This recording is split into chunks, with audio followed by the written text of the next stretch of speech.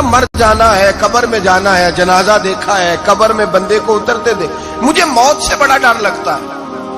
کوئی وظیفہ بتائیں یا مجھے کوئی نصیحت کریں. تو میر عبد الواحد بلگرامی رحمت اللہ علیہ فرمانے لگے, بیٹے تیری جیب کس طرح کی ہے, پیسے کس طرح کے؟ کہنے لگا حضور بڑا کرم ہے اللہ کا, مالدار ہوں, خوشحال ہوں. آپ نے فرمایا ایک پروگرام, یہ نہیں اس کو نفسیاتی طور پہ مطمئن نہیں کیا, نہ آپ نے اسے کوئی وظیفہ بتایا, نہ ذہنی طور پر اسے کوئی لیکچر دیا, کہ فرمایا تیری مالی پوزیشن کس طرح کی ہے؟ کہنے لگا حضور میں الحمدللہ مالدار ہوں, اللہ نے مجھے نوازا ہوا ہے. آپ فرمانے لگے اس طرح کر, روزانہ کی بنیاد پہ صدقہ دینا شروع کر, اور فرض نماز کے ساتھ ساتھ روزانہ کی بنیاد پر چند نفل پڑھنے شروع کر. صدقہ روز دے, 10 روپے دے لیکن دینے روزانہ ہے, 15 روپے دے لیکن دینے روزانہ, روزانہ کی بنیاد پر صدقہ کر. بچہ کہتا ہے میں بھی حیران تھا کہ حضرت میں تو وظیفہ پوچھنے آیا تھا کہ موت سے ڈر لگتا ہے, انہوں نے مجھے صدقے پہ لگا دیا, نفل پہ لگا دیا, وہ تو کام میں کر رہا ہوں. خیر بزرگ تھے, وظیفہ پڑھنے لگا, صدقہ دینے لگا, اللہ اللہ کرنے لگا. فرماتے ہیں کچھ دن بیت گئے تو میر عبد الواحد بلگرامی رحمت اللہ علیہ 6-7 ماہ کے بعد دوبارہ ملاقات ہوئی تو فرمانے لگے بیٹے اب تیرا کیا حال ہے؟ تو وہ نوجوان کہنے لگا حضور اب مجھے مرنے سے ڈر نہیں لگتا, بلکہ اب تو میرا مرنے کو دل کرتا ہے. تو دل کرتا ہے, ڈر نہیں لگتا, اب دل کرتا ہے. اور حضور آپ نے میرے ساتھ کیا کیا ہے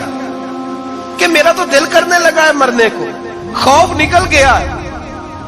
دل کرنے لگا ہے میں جاؤں. تو بڑا خوبصورت ارشاد فرمایا, کیا بات ہے, اللہ والوں کی باتیں اللہ کے لشکروں میں سے لشکر ہوتی. میر سید عبد الواحد بلگرامی رحمت اللہ علیہ فرمانے لگے بھائی جس جگہ آدمی کی پراپرٹی ہوتی ہے,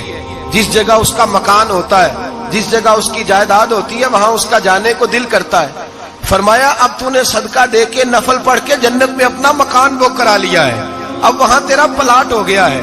اب تیرا ڈر نہیں لگے گا, اب تیرا جنت میں جانے کو دل کرے گا, اب تیرا وہاں جانے کو جی چاہے گا جہاں آدمی کی زمین نہیں ہوتی, جگہ نہیں ہوتی, سر چھپانے کو مکان نہیں ہوتا. بھائی نبی کریم صلی اللہ علیہ وسلم کی بارگاہ میں حضرت عمر آئے, بخاری مسلم میں موجود, کہتے ہیں حضور اٹھے چارپائی سے تو نبی پاک کے کمر مبارک پر موٹے موٹے بان کے نشان تھے. عرض کی یا رسول اللہ صلی اللہ علیہ وسلم کیسر و کسرا تو اتنی موج میں ہے, یا رسول اللہ وہ تو اتنی موج کر رہے ہیں اور آپ اس تکلیف میں. تو محبوب نے فرمایا عمر کیا تم یہ پسند نہیں کرتے کہ وہ دنیا میں موج کر لے اور اللہ آخرت کی ساری عزتیں ہمیں ہی عطا فرما دے؟ فرمایا میں تمہاری دنیا سے کچھ لینے نہیں آیا, میں تو بطور مسافر یہاں وقت گزار کے پیغام الہی دینے آیا. تو میرے بھائی جب توحید باری تعالیٰ پر توجہ ہوتی ہے پھر دنیا کی لذتوں پہ دل نہیں لگتا, پھر انسان ساری محنت آخرت کے لیے کرتا, پھر اس کا خیال آخرت کی طرف رہتا ہے. اور میرے اعلیٰ حضرت فاضل و محدث بریلوی رحمت اللہ تعالیٰ علیہ فرماتے ہیں جب تیری توجہ توحید باری تعالیٰ کی طرف ہوتی ہے نا, پھر تو اپنے آپ کو سنبھال کے نہیں رکھتا, پھر تو تیرا دل کرتا ہے میں جیوں بھی تو اللہ کے لیے, مروں بھی تو, بول کے بتائیے, جیوں بھی تو اور مروں بھی تو, میری زندگی کا مقصد تیرے دین کی سرفرازی,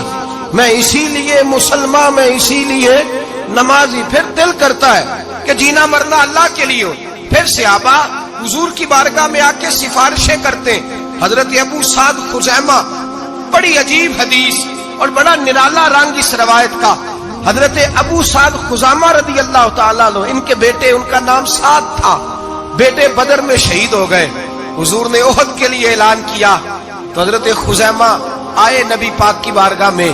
اور آ کے کھڑے ہوئے تو عرض کرنے لگے محبوبہ میں دعا کرانے آیا ہوں. صحابہ کہتے ہیں لبو لہجے میں اتنا حسن تھا, گفتگو میں اتنی مٹھاس تھی, اس کی بولی کے اندر اتنا پیار تھا کہ ہمارے دل مائل ہو گئے کہ یہ کیا کہنے آئے. حضرت خزیمہ عرض کرنے لگے یا رسول اللہ صلی اللہ علیہ وسلم میرا صاحبزادہ, میرے بیٹے محمد سعد وہ بدر میں شہید ہو گئے تھے. یا رسول اللہ میں شہادت سے رہ گیا تھا. حضور ہم دونوں باپ بیٹے کا ارادہ تھا جہاد میں آنے کا, ہم دونوں کا پروگرام تھا, وہ کہتا تھا میں جاؤں گا, میں کہتا تھا میں جاؤں گا. پھر ہم نے قرآن اندازی کی تو قرآن میرے بیٹے کے نام نکلا, بیٹا میرا آیا بدر میں, پھر اللہ تبارک و تعالیٰ نے اسے شہادت عطا فرمائی, وہ شہید ہو گیا. یا رسول اللہ صلی اللہ علیہ وسلم آپ نے کل اعلان فرمایا ہے کہ احد کے لیے جانا ہے، اور رات ہی کو میرا بیٹا مجھے خواب میں ملا ہے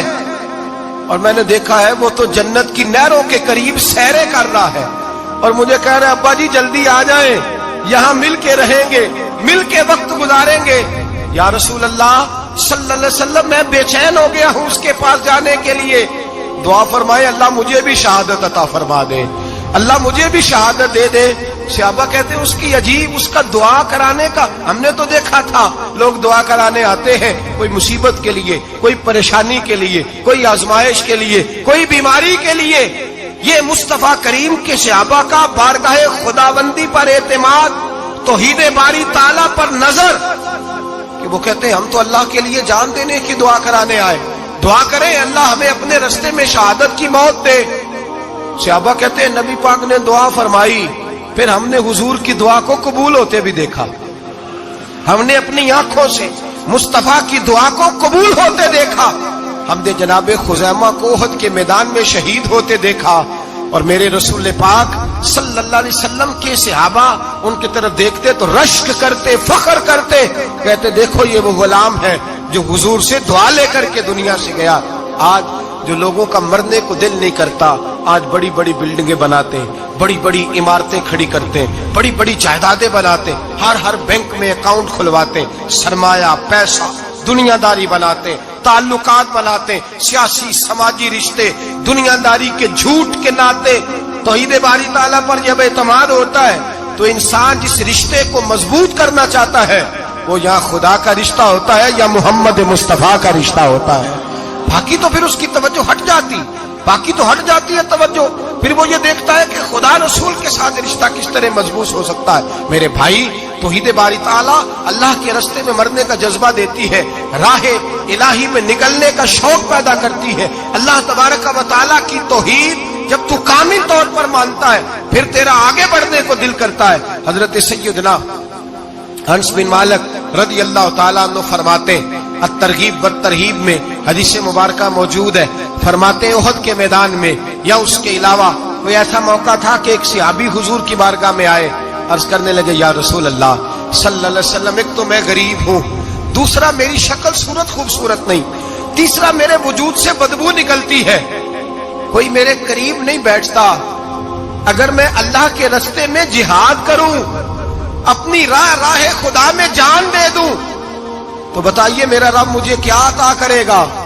تو نبی پاک نے فرمایا اگر تو شہید ہو گیا تو سارے دروازے کھل جائیں گے جنت کے، سیدھا جنت میں جائے گا۔ یقین کامل دیکھیے، احد کے میدان میں تلوار پکڑی، جہاد کیا، شہید ہو گئے، صحابہ کہتے ہیں نبی پاک اس کے سرانے آ کے کھڑے ہوئے،